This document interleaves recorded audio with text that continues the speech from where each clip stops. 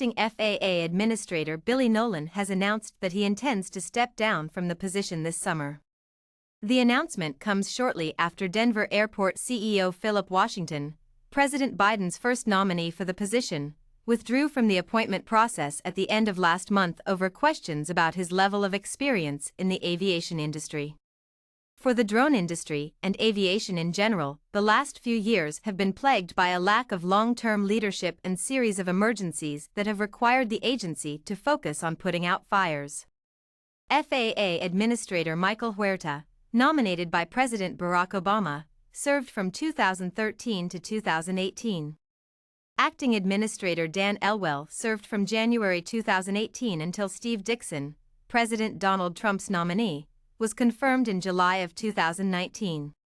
There has been no Senate-confirmed FAA administrator for more than a year, since former Administrator Steve Dickson left the agency in March 2022 midway through his appointment. Nolen was appointed acting administrator after Dickson's departure and has served for a year. Dickson's confirmation came only months after a series of Boeing 737 crashes brought the agency's safety certification processes under close scrutiny. During Nolen's tenure as acting FAA administrator, a series of flight delays, a highly publicized issue in the FAA's NOTAM system in January, and a spate of runway incidents categorized as near misses have kept the FAA in the headlines.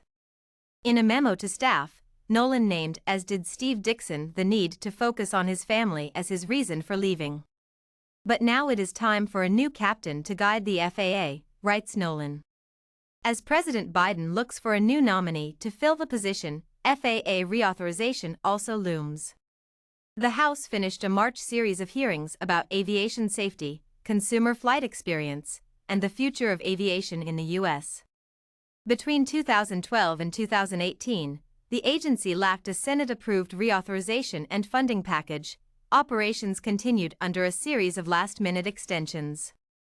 Negotiations on a reauthorization package failed in 2016 over a proposal to privatize air traffic control, and it took 2 more years for Congress to come to agreement. Current FAA authorization will expire on September 30, 2023. House Transportation and Infrastructure Committee Chairman Sam Graves, Republican Missouri, published a statement on Nolen's departure, praising Nolen's leadership but emphasizing that the top spot at the FAA cannot remain vacant. This should be a wake-up call for the president and his administration to fill the FAA's ever-increasing leadership vacuum with highly qualified people without any further delay. Our aviation system is under stress, and with Congress actively working to reauthorize the policies and programs of the FAA, it's critical that these vital roles within the agency do not continue to go unfilled.